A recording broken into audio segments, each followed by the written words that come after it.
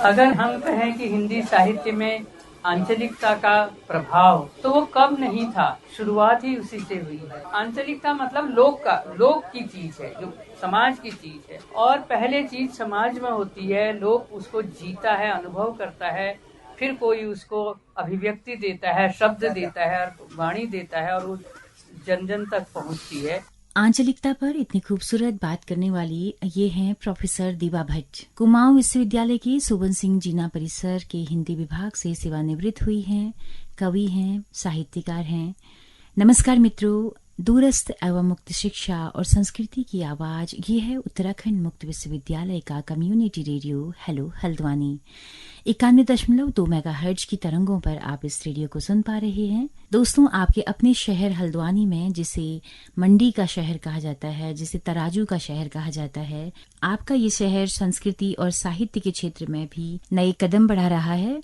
दोस्तों, यूं तो हल्द्वानी पिछले कई सालों से पूरी तरह से कंस्ट्रक्शन की जद में है। बहुत बड़े पैमाने पर यहाँ पे घर बन रहे हैं, बहुत सारे निर्माण हो रहे हैं, लेकिन इन्हीं कंस्ट्रक्शंस के बीच अगर कोई एक बहुत ही खूबसूरत कार्यक्रम साहित्य का, कला का, संगीत का इस शहर में होता है, तो लगता है कि हाँ, कहीं न कहीं इस शहर की जो आत्मा है वो अभी बची हुई है और हम एक अच्छी दिशा में जा रहे हैं। दोस्तों, मैं बात कर रही हूँ हल्द्वानी शहर में 17 अप्रैल रविवार के दिन आयोजित किए गए एक कविता संग्रह के विमोचन कार्यक्रम की, जहां पर कविता के बहाने हिंदी काव्य में आंचलिक शब्दों के प्रभाव पर बातचीत भी हुई।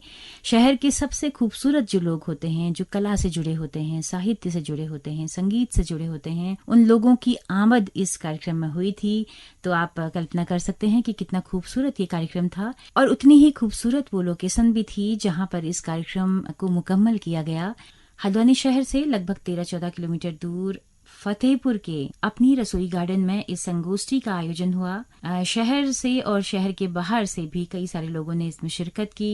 क्रिएटिव उत्तराखंड मिरपहाड़ का ये आयोजन था, जिसके फाउंडर रहे हेमपंत, दयाल पांडे, हेम खोलिया। लोगों ने इस कार्यक्रम का आयोजन किया था। नरेंद्र बंगारी का ये काव्य संग्रह था, कठिन समय की उम्मीद, उनका पहला कविता संग्रह। नरेंद्र बंगारी दिल्ली से लौटे हुए पहाड़ी प्रवासी हैं, जो यहाँ पर अभी अपना व्यवसाय चलाते हैं। फार्मास्यूटिकल क्षेत्र में लंबे समय तक काम करने का उनका अनुभव है। अल्मोड़ा के रहने वाले हैं। हिमांतर प्रकाशन ने इस काव्य संग्रह को प्रकाशित किया है। तो दोस्तों, आज आपके अपनी रेडियो हेलो हल्द्वानी के कार्यक्रम साहित्य से दोस्ती में इस विमोचन और संगोष्ठी कार्यक्रम की रिपोर्ट हम आपके सामने लेकर आए हैं। दोस्तों, हम आपको बता दें कि इस कार्यक्रम में शिरकत करने के लिए दिल्ली से जहां सोशल एक्टिविस्ट, पत्रकार चारू तिवारी मौजूद थे, साहित्यकार असिस्टेंट प्रोफेसर प्रकाश उप्रेती मौजूद थे, तो वहीं हल्द्वानी से इसमें भाषा पर बहुत बेहतरीन काम कर रहे प्रयाग जोशी जहां मौजूद थे, कुमाऊनी कवि और लेखक जगदीश जोशी मां साहब मौजूद थे, शिक्षा पर बहुत बेहतरीन प्रयोग करने वाले दिनेश कर्नाटक मौजूद थे, कुमाऊनी में अपनी पत्रिका के जरिए बहुत बेहतरीन काम कर रहे हयात रावत जी मौजूद थे। तो वहीं पॉलीथीन बाबा के नाम से मशहूर प्रभात उप्रेती जी ने भी इस कार्यक्रम में शिरकत की थी, जिन्होंने इस किताब की भूमिका भी लिखी है। तो दोस्तों, हम क्रमवार आपको बताते हैं कि किस वक्ता ने क्या बात इस कार्यक्रम में रखी है। और संगोष्ठी कार्यक्रम के अंत में एक सांस्कृतिक संध्या का आयोजन किया गया था, जिसमें हमारे लोक कवि प्रहलाद सिंह मेहरा ने अपनी बहुत शानदार प्रस्तुतियां दी। तो दोस्तों, सबसे पहले जानते हैं कठिन समय की उम्मीद इस कविता संग्रह पर क्या कहते हैं हमारे तमाम वक्ता। तो दोस्तों, सबसे पहले प्रयाग जोशी जी को सुनते हैं, जो कि एक भाषाविद हैं। इस कविता संग्रह पर उनकी क्या राय है, आइए सुनते हैं। तो शेखर जोशी ने कोशी का गढ़वाल लिखा कुमाऊनी में, बहुत अच्छा हुआ। वो पहचान आई पहाड़ की, पूरे इलाके की आई उसके जरिए। तो ऐसे आप कुल मिलाकर के देखो कि हिंदी में जितना भी है ये गद्य साहित्य सब आंचलिक ही है। राही मशोम राजा का आधा गांव पढ़ो आप, पूरा रायबरेली, कानपुर, उन्नाव का मुसलमानों का है वो। और किसी को देखो आप, जगह जगह है ना, हिंदी जो है वो इसी ढंग से बनी है, आंचलिक है वो सब। इस पर ज्यादा नहीं कहेंगे हम। हमारे यहाँ ये लोक था पहले, लोक शब्द ना। और कबीर, तुलसी और भक्ति साहित्य से बड़ा कहाँ है लोक पर, कौन बहस करेगा। लोका जन भूलो भाई, खालक खलक खलक में खाग, कबीर कहता है, उससे बड़ा लोक था सब ना। जमघर जो हुआ, सब हैं उसमें, सब जाति के हैं, सब धर्म के हैं, उससे उन्होंने बनाया है। और तुलसी उससे बड़ा। और हमारा जो ये आज है, हयात सिंह रावत जी ने जैसा कहा ना, हमारी इस समय की दिक्कत ये है कि कुमाऊनी और गढ़वाली में बहुत है, लेकिन हम इस्तेमाल नहीं करते शब्दों का, हमने लिखना शुरू ही नहीं किया। हैरत तब होती है। और यह स्थिति यहाँ तक आ गई कि हमने भाषा को ही छोड़ दिया, हमने कल्चर को ही छोड़ दिया, हमने गांव ही छोड़ दिया जी, हम चले आए, पता नहीं कहाँ जाते हैं। ये बहुत खतरनाक चीज है। ये जो कविताएं हैं, दो टूक बात ये है, ये पाठ्य कविता है। ऐसा दौर आया ना ये साहित्य का, कविताएं पहले सुनी जाती थी, कभी सम्मेलनों में रात रात भर सुनते थे, याद हो जाती थी, कोर्स में आती थी, रटते थे, याद हो जाती थी, बहुत बहुत बड़ा संदेश होता था उसमें, भावना से जुड़ी होती थी। अब वैसा नहीं है, पढ़ा लिखा समाज हो गया हमारा, बदल गई चीज। पाठ्य होती है कविता, पाठ्य सब नहीं पढ़ते, अखबार, एक अखबार सबको नहीं पढ़ती, अपनी अपनी रुचि होती है। इसीलिए ये पाठ्य कविताएं हैं। और सार्थक कविताएं जब आ जाती हैं, उसको खरीद करके पढ़ें आप। तो एक लेखक एक कवि के साथ सहयोग क्या हो सकता है? 200-250 रुपया आप खरीद के ले जाओ, पढ़ो। कितना आप खरीदती हो, अखबार खरीदती हो, ये खरीदती हो, पत्रिकाएं खरीदती हो, कितनी आती हैं, फेंकते हो आप। तो इसमें क्या काम हो जाता है? कभी समझदार है कि नहीं समझदार है, पहले ये देखो आप, क्योंकि बहुत हो रहा है ना, ये तो बहुत आ रहा है। कविता अखबार कितने आ रहे हैं, कुछ है उसमें? कुछ नहीं है। ऐसे ही कविताओं में भी है, ठीक है, छपते हैं, कागज बनता है, ये करता है, व्यापार बनता है, ठीक है। अब ये लिख रहा है, देखो, सत को पता नहीं, सत को पता नहीं कि वो मर चुका है, क्योंकि वो तो खोया है सोशल मीडिया में।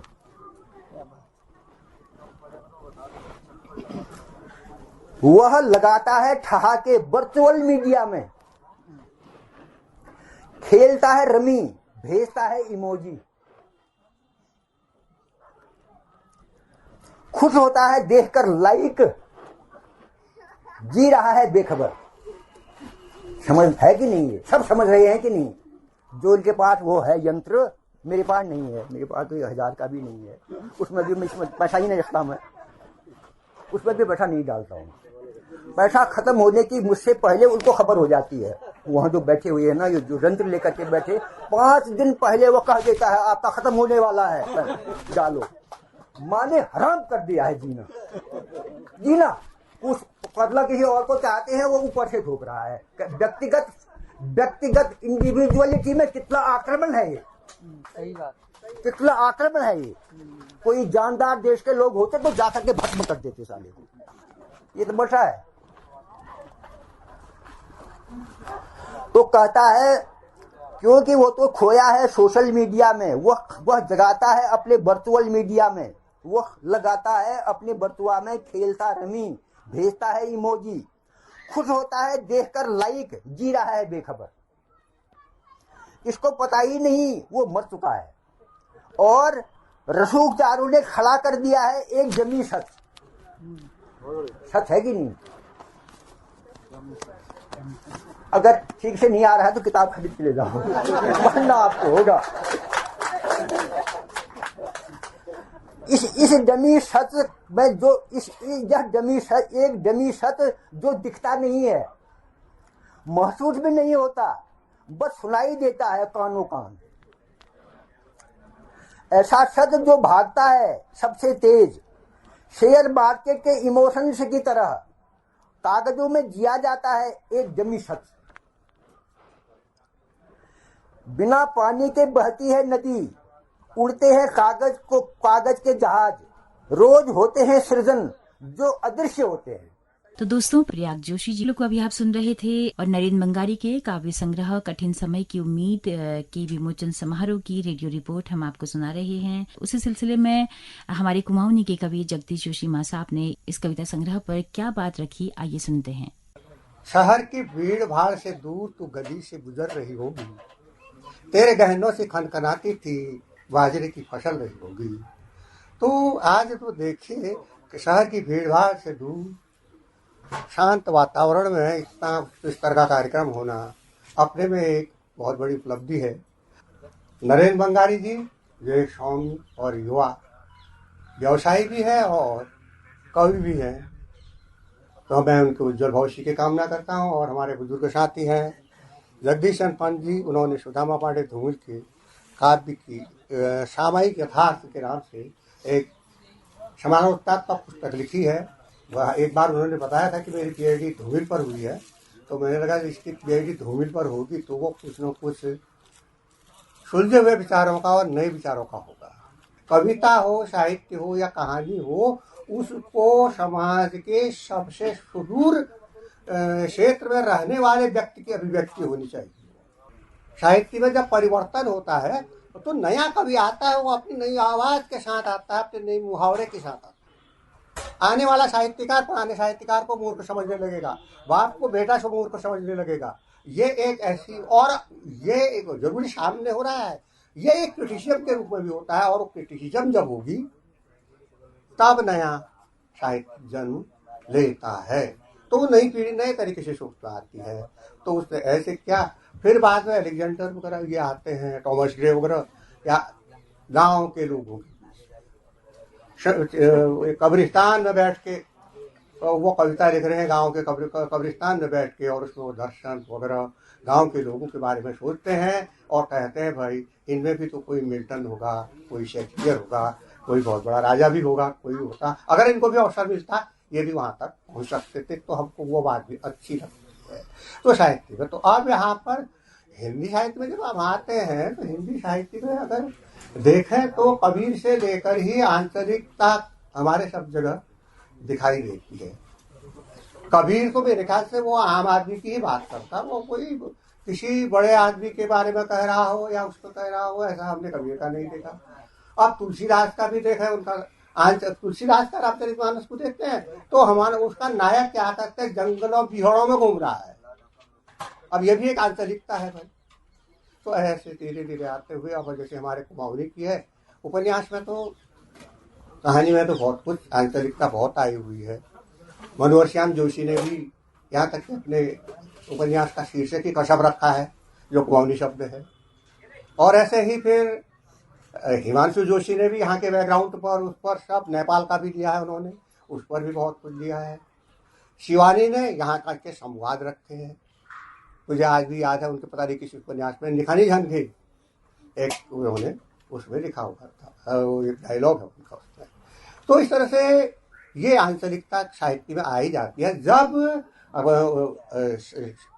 कवि या लेखक समाज के निचले तबके से आता है तो उसकी रचनाओं में आंचलिकता स्वतः ही आती है। और अगर वो उच्च तबके का होगा तो उसमें क्लिष्टता होगी, एरिस्टोक्रेटिक भाषा होगी, अंग्रेजी संस्कृत ऐसे प्रकार की भाषाएं होंगी उनमें, ताकि दूसरों से न समझ सके। तो ये और जो ये लिखता है वो दूसरों के समझने के लिए। अब देखिए धूमिल को देखिए आप, धूमिल ने एक आंचलिक कहो क्या कुछ नहीं हो ना, संसद का एक चित्र हमारे सामने खींचा है, मेरे देश का समाजवाद, मेरे देश का समाजवाद माल गोदाम के बाहर लटकी वो बाल्टी है जिसमें लिखा है आग, मगर बालू वो पानी भरा है। कितना बड़ा तो एक अंग्रेजी के लेखक ने लिखा है, we have not inherited this globe, this planet from our forefathers. We have not inherited this globe, this planet from our forefathers. We have borrowed it from our children. इस धरती को हमने अपने, जिसको कहते हो मेरे बाप की संपत्ति है, यहाँ कहते हैं हम, वो क्या कह रहा देखिए, समझने की बात है। वो कह रहा है ये हमने बाप दादाओं से प्राप्त नहीं की है, हमको विरासत में नहीं मिली है, हमने अपने बच्चों से उधार ली है। अब जब उधार लिया, जो उधार लिया जाता है चुकाना पड़ता है और ब्याज सहित चुकाना पड़ता है। बताओ हम कितना कर रहे हैं धरती के लिए। सच में कहो, हम तो ब्याज देने के बजाय मूल भी निचोड़ ले रहे हैं। तो ऐसे ही है कि ये विरूपता आ गई है, विद्रूपता। तो इस कविता में इन्होंने दिखाने की कोशिश की है, और बिल्कुल आपको लगेगा मुहारा भी नया है, कुछ कथ्य भी नया है। मैंने इसमें नोटबुक पर लिखा है, मील का पत्थर लिखा है ये कविता। पता नहीं मेरे समाज में लगा मनुष्य अमनुष्यता, अपने जीवन की सारी काली कमाई, अपने जीवन की सारी काली कमाई आने वाली पीढ़ी के नाम कर रहा हूं। चकाचौंध के आईने में मृतप्राय दिख रहा हूं, मैं वसीयत लिख रहा हूं। 76 पेज में है। अपने जीवन की सारी काली कमाई आने वाली पीढ़ी के नाम कर रहा हूं, चकाचौंध के आईने में मृतप्राय दिख रहा हूं, मैं वसीयत लिख रहा हूं। क्या बात, लिख रहा हूं चारों तरफ फैले जहरीले प्लास्टिक को अपने बच्चों के नाम। वाह, नया मुहावरा है या नहीं है?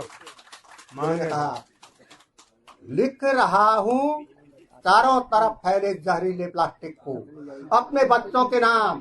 पिघलते ग्लेशियर, सूखती नदियां, जलते जंगल, सब कुछ कर जाऊंगा उनके नाम। क्या करेंगे अपने बच्चों के लिए? क्या छोड़ जा रहे हैं आप? सोचे हमें आप क्या छोड़ रहे हैं हम अपने बच्चों के लिए? यही तो छोड़ रहे हैं ना। चलो ठीक है। जब वो बैठेंगे कभी अक्षुण्ण कचरे के ढेर के पास, जब वो बैठेंगे कभी अक्षुण्ण कचरे के ढेर के पास, सूखे हुए बरगद के नीचे, वो याद करेंगी मुझे। चलेंगे जब सूखी हुई नदी के किनारे, जलती हुई धरती में बिना जल के वो मेरा ही तो नाम लेंगे। आखिर आने वाली पीढ़ी के लिए ही तो करते हैं हम, करते हैं सब। आखिर आने वाली पीढ़ी के लिए ही तो करते हैं सब। लाल पीली नीली या काली कमाई, लाल पीली नीली या काली कमाई, मैं और मनुष्य हूँ वही कर रहा हूँ। वसीयत लिख रहा हूँ, अपने जीवन की सारी काली कमाई आने वाले पीढ़ी के नाम कर रहा हूँ। तो दोस्तों, जगदीश सुसीमा साहब को भी आपने सुना, तो इसी सिलसिले को आगे बढ़ाते हैं और सुनते हैं शिक्षा पर नए नए प्रयोग कर रहे शिक्षक और लेखक दिनेश कर्नाटक जी को। कठिन समय की उम्मीद का जो आवरण पृष्ठ है, जब मैंने ये देखा सबसे पहले, और इसमें एक माँ है, उसके कंधों में एक बच्चा है, ऊपर से छतरी है, और एक दूसरा बच्चा है जिसने कुछ लपेटा हुआ है, तो एक गहरी व्यंजना, एक बहुत ही कहें कि गहरे अर्थ वाला ये जो आवरण है, ये मुझे प्रतीत हुआ। तो सबसे पहले तो जो प्रकाशक हैं उनको बहुत बहुत बधाई। इतनी मेहनत के साथ कई बार हम किताबों को देखते हैं, मतलब जो कविता संग्रह का जो शीर्षक है उसके साथ जो पूरा आवरण है, जो चित्र है, उसकी जो संगति है, उसके अर्थ को जो स्पष्ट करने की एक बात है, वो इसमें नजर आती है। सिर्फ वही बात नजर नहीं आती है, बल्कि ये भी नजर आता है कि कविता भी ऐसी ही चीज होती है कुछ। तो कठिन समय की उम्मीद माँ है जो इन दोनों बच्चों को इस मूसलाधार बारिश से निकाल ले जाएगी। वो छतरी है या वो आशावाद है, क्या है? तो कहीं ना कहीं ये जो आवरण पृष्ठ है, ये उस पूरी जो कविता से जो अपेक्षा होती है, कविता को भी ये मुझे लगता है कि अलग से कविता पर बात करने की जरूरत नहीं है। ये आवरण पृष्ठ इसको स्पष्ट कर देता है। तो जो कविताएं इसमें पढ़ी हैं, उसमें आपकी जो अधिकांश कविताएं हैं, उसमें मैंने ये पाया कि एक तरह से आप जीने के लिए अपनी वैचारिकी की तलाश कर रहे हैं। मौत आई मगर सिलसिलेवार आई, पहले अज्ञान गया। बड़ी बड़ी गहरी व्यंजना है इस कविता में। पहले अज्ञान गया, फिर अल्प ज्ञान गया, मरने से पहले पहचान गया, जद्दोजहद के बाद ही सही मगर पूरा ज्ञान गया, फिर शुरू हुआ मरने का सिलसिला, बाल मरे, खाल मरी, चाल ढाल मरी, और आखिर में बोलचाल मरी। नींद भी मरी, साथ में सपने मरे, कष्ट मरे, दुख दर्द मरे, झूठ मरा, पाप मरे, जीवन के संताप मरे, फिर शुरू हुआ जीने का सिलसिला, क्या बात, हंसने का सिलसिला, कुछ करने का सिलसिला, और इस तरह जिंदा हुआ हूं मैं। क्या बात। तो मैं कहना ये चाह रहा हूं कि मैं कवि को अपनी बातों से उनके बारे में बात करूं। एक कवि या लेखक के लिए महत्वपूर्ण ये होता है कि उसके रचना क्रम से वो बात निकल के आए। तो जितनी मैंने अभी बातें की हैं, कहीं अपनी एक वैचारिकी बनाते हुए, कहीं किसी एक बिंदु पर रचनाकार को जहां पर खड़ा होना चाहिए, एक बहुत ही मानवीय बिंदु। आखिरकार वो लेखक, कलाकार, कवि यही लोग तो हैं जो मनुष्यता को बचाएंगे, जो मनुष्यता के ध्वजवाहक होंगे। तो वो बात आपकी ये कविताएं कहती हुई नजर आ रही हैं। मैं हिंदी काव्य में आंचलिक शब्दों का प्रभाव जो विषय रखा गया है, इसके बारे में मुझे सिर्फ इतना ही कहना है कि शब्दों का प्रभाव कभी भी नहीं होता। मतलब कि हम कहें कि शब्दों को, जब भी अगर आप शब्दों को ठूस देते हैं तो फिर वो कोई बात नहीं बनती। असल में किसी भी, चाहे वो हिंदी काव्य है, अंग्रेजी काव्य हो, एक पूरी संस्कृति का प्रभाव होता है। संस्कृति अपने साथ शब्द लाती है, अपने जो कई तरह के उपादान है उनको लेके आती है। जैसे शैलेश मटियानी से बड़ा कोई उदाहरण हो नहीं सकता हमारे वहां, अगर हम आंचलिक कविता की ओर तो न जाएं, अभी अगर कहानी में, तो उन्होंने ये किया है। तो वो संस्कृति आई है। अगर संस्कृति आएगी तो शब्द अपने आप आएंगे। तो मुझे ये नहीं लगता कि अच्छा, लेकिन कोई आदमी अगर सायास शब्दों को डाले कि साहब मैं तो दिखाना चाहता हूं कि मैं पहाड़ से जुड़ा हुआ हूं, तब वो एक बनावटी सी बात होगी। मुझे, अगर आप ये हिंदी काव्य में अगर बात करते हैं, तो मैं इस रूप में अनिल कार्की की कविताओं को हमको जरूर पढ़ना चाहिए। उनके वहां जो पूरी एक पहाड़ी संस्कृति है, या हम जो चाहते हैं, एक और तो ठीक है कि हम, जैसे हमारे बीच में पेहरू के संपादक हैं, बहुत शानदार काम हो रहा है लोक भाषा के रूप में, हम अपनी भाषाओं की ओर लौट रहे हैं। हमारे पंत जी जो है ये काम कर रहे हैं। दूसरी ओर ये कुछ ऐसा भी नहीं है कि ठीक है, भाषाएं सब मिलजुल के ही अपना काम करती हैं। कहीं वो कुमाऊनी हिंदी के साथ मिलती है। तो मुझे लगता है कि वो जो जिस जुगलबंदी की यहाँ पर हम लोग बात करना चाह रहे हैं, वो जुगलबंदी मूलतः संस्कृति से होती है। संस्कृति जब किसी कहानी में उभरती है, किसी कविता में उभरती है, तो अपने आप जो है वो शब्द भी आते हैं, और एक पूरा जो भूगोल है वो उसमें उभर के आता है। दोस्तों, दिनेश कर्नाटक जी को भी आपने सुना, और हमारे जो अगले वक्ता थे प्रभात उप्रेती, एक अलग अंदाज उनका बोलने का है, और बहुत हरफन मौला किस्म के एक इंसान वो हैं। तो आइए सुनते हैं कि उन्होंने क्या कहा इस किताब पर। जहाँ तक सवाल है कविता का, मुझे ऐसा लगता है कि कविता की जरूरत नहीं है, प्यार करने वालों की जरूरत है। और सब आप बहुत प्यारे हैं। मुझे तो ऐसा मन कर रहा है कि यहाँ पर हरी घास में बैठा जाए। कितने सौभाग्यशाली हैं जो हरी घास में बैठे हैं। हम सब लोग हरी घास में बैठे हैं और लोटे पोटे को। और ये पंत जी हैं, पंत जी ने अभी मैंने देखा गौरव पांडे वाला, तो गौरव पांडे जी का एक कविता है बहुत बढ़िया, हाँ, धूमिल धूमिल, वो कुत्तों पर लिखा है उन्होंने। मैं आजकल एक किताब लिख रहा हूँ कुत्तों पर, उसका नाम लिखा कुत्ता, और कुमाऊनी में उसको पुकरी चाल नाम से आगे पकड़ूंगा। तो मैंने उसमें ये लिखा है कि समर्पित उस कुत्ते को जिसने भौंक भौंक करके सारा आसमान सर पर उठा लिया है, और इस सातिर आदमी के बावजूद भी उसके घर में जमीन बना ली है। और 2 शब्दों में लिखा है हु। तो वो पंत जी ने जो लिखा है उसमें कुत्तों पर कितना बढ़िया लिखा है। एक तो फैज अहमद फैज ने लिखा है, उन्होंने उसको क्रांतिकारी बनाया है, और कोई उसको एहसास दिल्लत दिला दे, कोई उसकी सोई धूम मिलना है, ये कहा, क्रांतिकारी बना रखा है। और अगर आप करेक्टर देखें तो हमने धीरे धीरे मैंने देखा है कि आदमी में कुत्ता बन जा गया, कुत्ते में आदमी बन जा गया। उसका डीएनए इतना साफ कर दिया गया है कि मुझे तो उसमें आदमी ज्यादा नजर आता है।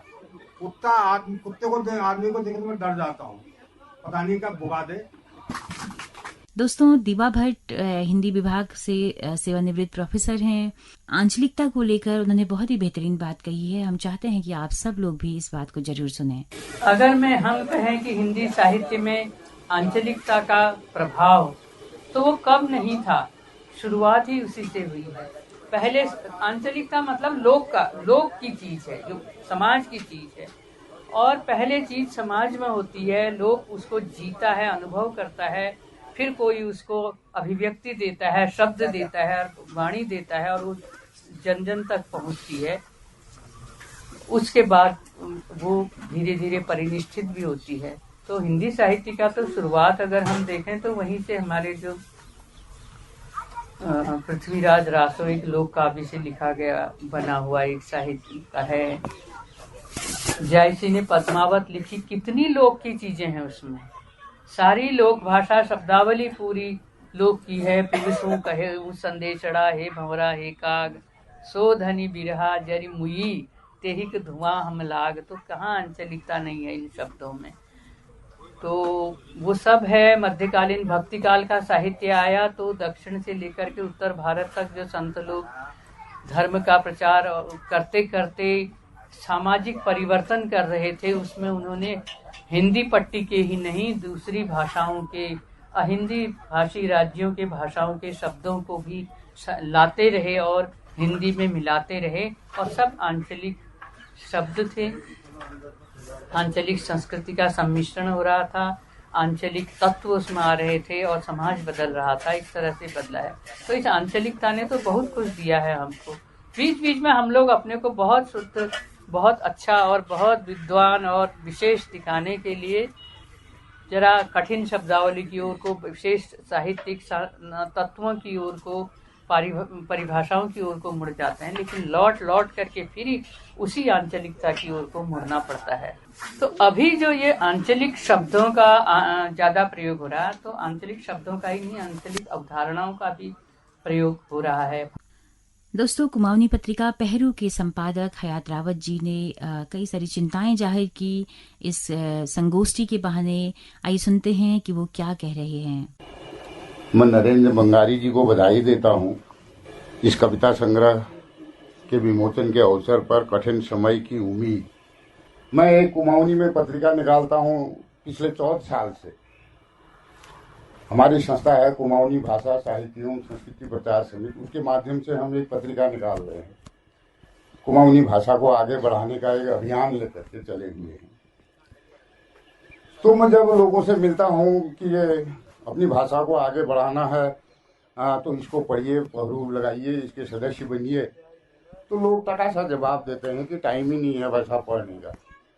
हम अपने समाज में ये देख रहे हैं, आज तो हम ये कहने की स्थिति में भी नहीं है कि अब कुमाऊनी समाज के सारे लोगों की मातृभाषा कुमाऊनी है, ये कहने की स्थिति में भी नहीं है। क्योंकि जब माँ अपने बच्चे को कुमाऊनी सिखाई नहीं रही है तो उसकी मातृभाषा कहाँ से आएगी वो कुमाऊनी। हाँ, हमारे पूर्वजों की भाषा रही है कुमाऊनी, इसलिए हमने अपने पूर्वजों की, जब हम सारी चीज़ों को, सारी विरासतों को संवार रहे हैं, उसकी देखभाल कर रहे हैं, तो हमारी जिम्मेदारी है कि अब हम अपनी भाषा और संस्कृति की भी संभाल करें, उसकी देखरेख करें, उसको आगे बढ़ाएं। तो मित्रों, मेरा निवेदन है कि हमारे जो कुमाऊं क्षेत्र के लोगों की भाषा रही है कुमाऊनी, उसको भी हमको बचाने की ज़रूरत है। हमको अपने घरों में कुमाऊनी बोलने की, अपने बच्चों को कुमाऊनी सिखाने की, हमको भी खुद कुमाऊनी बोलने की, पढ़ने की, सीखने की ज़रूरत है, ताकि हमारी जो बुजुर्गों से, पितरों से जो भाषा चली आई है वो बची रह सके, वो आने वाली पीढ़ी तक भी वो पहुँचे वो भाषा। क्योंकि भाषा का संबंध पूरे संस्कृति से है। भाषा ही नहीं बचेगी तो हमारी संस्कृति भी नहीं बचेगी, हमारी कुमाऊनी होने की पहचान भी नहीं बचेगी। पहचान का संकट है। कुमाऊनी भाषा का गायब होते जाने का मतलब है हमारे समाज से, तो कुमाऊनी लोगों की अपनी पहचान का गायब होते जाना। तो हमारे अपनी पहचान को बचाने के लिए जरूरी है कि हम अपनी भाषा को बोलें, सीखें, अपने बच्चों को भी सिखाएं। दूसरा, इस अवसर पर एक निवेदन मैं और करना चाहता हूं कि जनगणना होने वाली है। जनगणना में कुमाऊनी समाज के बीच से काफी लंबे समय से एक मांग चल रही है कि कुमाऊनी भाषा को मान्यता दी जाए, उसको भारतीय संविधान के 8वें अनुसूची में शामिल किया जाए और उसको स्कूलों में एक विषय के रूप में पढ़ाया जाए। और मैं आप लोगों को ये बताना चाहता हूँ कि अल्मोड़ा विश्वविद्यालय में बीए में कुमाऊनी भाषा पढ़ाई जा रही है। उत्तराखंड मुक्त विश्वविद्यालय में एक 6 महीने का कुमाऊनी भाषा का सर्टिफिकेट का कोर्स शुरू हुआ है। और अगर हमारा समाज और जागरूक होगा तो हर कक्षा में एक विषय के रूप में कुमाऊनी भाषा पढ़ाई जाएगी। उससे हमारे बच्चों को रोजगार भी मिलेगा। कुमाऊनी भाषा को पढ़ाने के लिए अध्यापक भी होंगे नियुक्त। तो मैं कहना चाह रहा था कि जनगणना होने वाली है। जनगणना तो 2021 में होना था और वो ये कोविड के कारण पिछड़ गई है। तो मेरा निवेदन है कि जनगणना में हमारा कुमाऊनी समाज के लोगों को, हम लोगों को मातृभाषा के कॉलम में कुमाऊनी लिखना चाहिए। उससे क्या होगा कि जब देश के स्तर पर आंकड़ा जाएगा कुमाऊनी भाषा जानने वालों की या मातृभाषा मानने वालों की संख्या कितनी है, तो वो आंकड़ा भविष्य में हमको हमारी भाषा को मान्यता दिलाने के लिए फायदेमंद होगा। दोस्तों, इस मौके पर MBBG कॉलेज हिंदी विभाग में प्रोफेसर हैं डॉक्टर प्रभा पंत। उन्होंने नरेंद्र बंगारी की एक कविता का पाठ किया। इस खूबसूरत और मधुर आवाज के साथ आप उन्हें सुन सकते हैं। बीज जब भी बिखरते हैं धरती पर अंकुरित होते ही हैं, तब जब मिलता है उन्हें अनुकूल वातावरण, इसलिए बिखरने दो बीजों को ताकि अंकुरित होकर बन सके वे विशाल वृक्ष और जन्म दे सके नए बीजों को। यही आज इस कार्यक्रम में हो रहा है और इसके लिए मैं आपका आभार व्यक्त करना चाहती हूँ। और आपने कहा था कि आपकी कविता में पढ़ूं, तो मुझे याद आ गया और उसके लिए मैंने आपसे समय मांगा। ये जो कविता मैं आपके सम्मुख रख रही हूँ, इस कविता में हम देखेंगे कि आंचलिक जो शब्द भी है और हमारी संस्कृति भी है। यहाँ बात चल रही बिखौती मेला और सांस्कृतिक संगम, ये लिखा हुआ है। तो ये अपने आप में अद्भुत है। साहित्य संस्कृति से अलग हो ही नहीं सकता। हमारा दर्शन, हमारा सोच हमारे साहित्य में प्रतिबिंबित होता है, जिसको हम देख पाते हैं। उम्मीदों का भगवान आप देख पाएंगे कि हमारा जो कुमाऊं है, हमारा उत्तराखंड है, या हमारा लोक है, वो यहाँ प्रतिबिंबित किस तरह से हो रहा है। पहाड़ की चोटी पे रोप देते हैं लाल निशान, पहाड़ की चोटी पर रोप देते हैं लाल निशान और उगा लेते हैं उम्मीदों का नया भगवान हम पहाड़ी। पहाड़ की चोटी पे रोप देते हैं लाल निशान और उगा लेते हैं उम्मीदों का नया भगवान हम पहाड़ी। सर पर रखकर गोबर से भरी डलिया चढ़ते हैं पहाड़ और फिर उसी डलिया को ओढ़ लेते हैं बारिश में। असौच के महीने में बनाए लुट्टे को आग से बचाते, बर्फीली सर्दी काट लेते हैं पराल की गर्मी से हम पहाड़ी। जंगलों में धधकती आग को बुझाने आएगी चौमास की बारिश, इसी उम्मीद में चढ़े जाते हैं चोटी दर चोटी और उगा लेते हैं उम्मीदों का नया भगवान हम पहाड़ी। दोस्तों, कैसे एक कविता संग्रह हम सब के सामने पहुंचता है, एक कवि के भीतर की जो द्वेलना है, कैसे और कब कब कविताएं लिख डालता है, कैसे उसका एक संग्रह सामने आता है, इस पर खुद लेखक से, खुद कवि से हम जानते हैं। तो आइए सुनते हैं इस कविता संग्रह के कवि नरेंद्र बंगारी जी को। मेरी कविता प्रकृति की कविता है, गाढ़ गधेरों की कविता है, सड़कों की कविता है, रास्तों की कविता है, जीवन के चलचित्र की कविता है। ये कविता मेरी अभिव्यक्ति है और इसमें कोई सोचा समझा या ऐसा संदेश नहीं है। बस वो है जो अनुभव हम दैनिक जीवन में करते हैं, उसी को अभिव्यक्ति के रूप में, उसी को एक कविता के रूप में दिया गया एक फॉर्मेट है। तो और ऊपर से भाषा की जो बंदिशें होती हैं उनसे मेरी कविता थोड़ा दूर रहती है, क्योंकि भाषा साहित्य न पढ़ने का इसको एक तरीके से मैं अपने लिए एडवांटेज मानता हूँ, या अपने लिए इसको साहित्य जो मेरा विषय नहीं रहा जब मैं स्कूल में था या कॉलेज में था, तो इसलिए भाषा का बंधन मेरी कविता में नहीं रहता।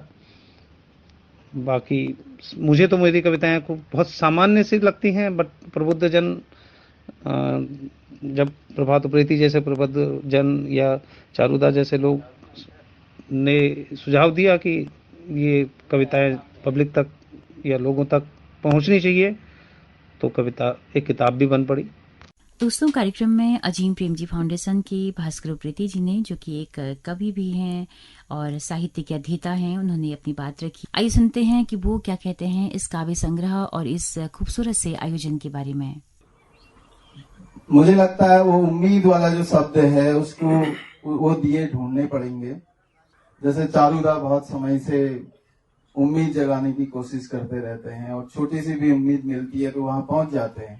आज भी हमें लौ देने के लिए वो दिल्ली से आ गए और इस आयोजन का बहुत कुछ उसकी आत्मा उनके भी इर्द गिर्द घूमती है। या जैसे करगती जी हैं तो अपने फ्रंट पे वो उम्मीद जगाने की कोशिश कर रहे हैं और लगातार जूझ रहे हैं, लड़ रहे हैं। और क्योंकि प्रयास करना हमारे हाथ में होता है और उसका रिजल्ट कहाँ जाएगा, कब निकलेगा, वो बात की बात है। जैसे दिनेश जी लाइब्रेरी खोल के बच्चों के पढ़ने के लिए स्पेस बना के वहाँ किताबें उपलब्ध करा के और वो व्यवस्था को सुचारू करके शायद भविष्य के लिए कुछ देख रहे हैं, क्योंकि रिजल्ट अभी नहीं आना है। या जैसे हेम भाई बैठे हैं कहीं ना, अभी कई दिन से इन्होंने कुमाऊनी की बड़ी बड़ी उम्मीदें, बड़े बड़े सपने जगा दिए हैं। तो शायद करने से होता है, कदम आगे बढ़ाने से होता है। हयातदा जो चिंता व्यक्त कर रहे थे कि हम लोग कुमाऊनी लिखें जनगणना में, या वो ये भी कह रहे थे कि हमें पता ही नहीं कि हम कुमाऊनी हैं भी कि नहीं है। बहुत कम हिस्सा हमारे भाषा का हमारी बातचीत में आता है और नई पीढ़ी के लिए वो टुकड़े भी उपलब्ध नहीं है। तो ये स्पेस भी एक उम्मीद है। हम लोग यहाँ बैठ के गप्पे मारते रहते हैं, सपने देखते रहते हैं। जो मैं बात यहाँ कहना चाह रहा हूँ कि स्पेस को क्रिएट करने की बात है और अपना स्पेस क्लेम करने की बात है। दोस्तों, कार्यक्रम का संचालन प्रकाश उप्रेती ने किया, जो कि दिल्ली विश्वविद्यालय में हिंदी विभाग में असिस्टेंट प्रोफेसर हैं, बहुत सक्रिय रहते हैं, हिमांतर प्रकाशन से जुड़े हुए हैं। तो बहुत खूबसूरती के साथ उन्होंने अपने संचालन को अंजाम दिया। आइए सुनते हैं उनकी बातों की कुछ झलकियां। आज हम जिस प्रोग्राम के लिए यहाँ जो है सब लोग एकत्रित हुए हैं, मोटे तौर पर तो यह किताब जो कठिन समय की उम्मीद, मैं बार बार इस बात को लिखता भी रहता हूँ और कहता भी हूँ कि उम्मीद सिर्फ शब्द भर नहीं है। जब आप उम्मीद बोलते हैं या उम्मीद खोजते हैं तो आप उसके साथ उस पूरे भाव को और उस समय को भी समेटे हुए होते हैं। तो मुझे ये लगता है कि जब हम इस कठिन समय में एक उम्मीद खोज रहे हैं तो उसकी पूरी चर्चा इस जो है आज की संगोष्ठी में होगी। तो आज सबसे पहले कठिन समय में उम्मीद इस किताब का जो है हम लोग लोकार्पण करेंगे। नरेंद्र बंगारी जी की किताब के बहाने अगर आधुनिक हिंदी कविता से थोड़ा इसको खंगालने की कोशिश करें तो मुझे लगता है कि करीब आधुनिक हिंदी कविता की शुरुआत जो भारतीय हिंदी युग से होती है, वहां से हम थोड़ा आगे बढ़े जहां कविता 20 सालों के बाद छायावाद के आसपास जाती है। इन 20 सालों में ही कविता में जो संस्कृत निष्ठ और जो एक एकाधिकार का मामला था वो टूटता है। विजय देव नारायण शाही ने लिखा कि दरअसल भाषा कोई बंद कमरा नहीं है, दरअसल उसमें खिड़की का होना जरूरी है। दरअसल यह खिड़की हुआ लोक था जो आ रहा था धीरे धीरे छायावाद के बाद। और एक लोक के साथ ये है कि लोक में प्रतिरोध की क्षमता सबसे ज्यादा होती है और इसलिए आप देखें कि छायावाद के बाद की कविता जो अपने अंचल से जुड़ती है, जो आंचलिक शब्दों को लेके आती है और जो लोक से जुड़ने लगती है, तो वहाँ वो प्रतिरोध भी आता है और वो प्रेम भी आता है। मतलब आप निराला की वह कविता को देखे हैं कि वह तोड़ती पत्थर इलाहाबाद के पथ पर, तो आप श्रम के उस सौंदर्य से अवगत होंगे जो उससे पहले आप श्रम के उस सौंदर्य को आप नहीं समझ रहे थे। या अग्गे कलगी बाजरी की जैसी कविता लिखते हैं तो ये कलगी बाजरी की जो ये बिंब पूरा बनता है तो ये कहाँ से आता है।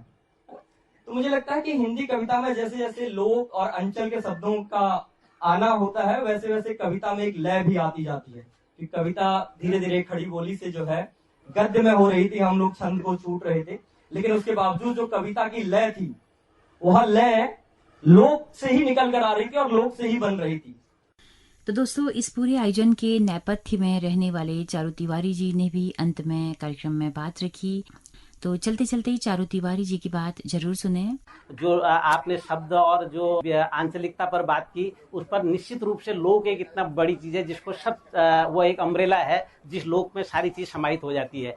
असल में कोई परिवेश, कोई जगह, कोई स्थान, कोई व्यक्ति, कोई घटनाक्रम हो सकता है कि वो एक जगह का हो, लेकिन उसके दर्द, उसकी संवेदनाएं निश्चित रूप से उसकी दीवारों से भी पार होती हैं। तो इसलिए जब भी हम दूसरी संस्कृतियों से संवाद करते हैं, जब दूसरे शब्दों से संवाद करते हैं, दूसरे लोगों से संवाद करते हैं, दूसरे देशों से संवाद करते हैं, दूसरे संवादों से संवाद करते हैं, तो हमको लगता है कि हमारी जो पूरी व्यापकता है, हमारी जो समझ है वो उतनी व्यापक भी होती जाती है। इसलिए आज जब ये कार्यक्रम नरेंद्र बंगारी की कविता संग्रह का विमोचन हुआ तो मैं बहुत देर तक बहुत तन्मयता के साथ सब चीज़ों को इसलिए सुनता रहा क्योंकि अपनी अज्ञानता को कम करने के लिए, अपनी अज्ञानता को खत्म करने के लिए, फिर एक जिज्ञासु की तरह आगे जाने के लिए, जो भी पेड़ अपने नए पत्तों को आने की दावत नहीं देता, वो पेड़ हमेशा ठूंठ हो जाता है और ठूंठ का कोई मतलब नहीं होता।